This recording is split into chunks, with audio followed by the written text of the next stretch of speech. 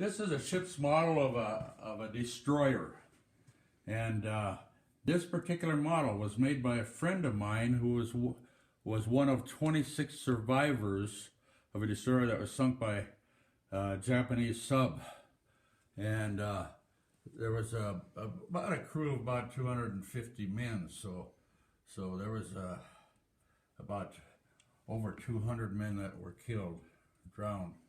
And anyhow, after the war, he built this model from memory, and you see the little lines on there. They were called lines or hawsers on a ship. It's hard to see them, but that was for the size of this model. He used sewing thread, and that happened to be from his military sewing kit that he had in his pocket when he was blown off of the ship. The impact there, the crew members were blown off of the ship and into the water, and they floated around at night and drifted into an island, and they heard Japanese voices on there, so they hid in the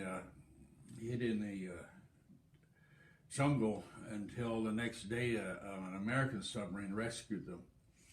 All right, we have some of the things that were used on board the ship here. We have an actual depth charge here. Of course, the powder's all been taken out of it, no explosives. And that's the actual size of a depth charge that they would. These were supposed to be the protectors of the fleet, and the reason it got hit by an enemy sub, well, there's no guarantee in war how long you're going to live. But they'd had to slow down for some other ships to maneuver, and that's when the Japanese sub got them.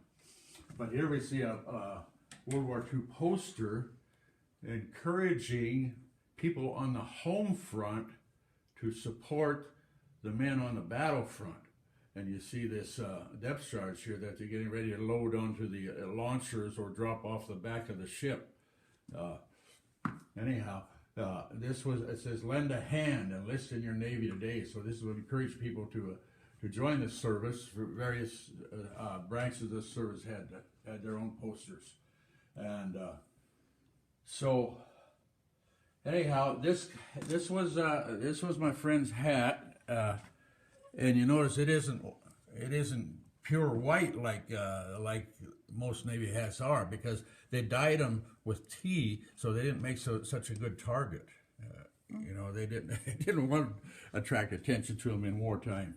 Okay, and then there's some 40 millimeter shells there. I don't have the projectile in one of them. But they're anti-aircraft, or they'd be used for other purposes, but they were on board and this ship as well. So let's see, what else can I tell you about this? That's probably enough about this one.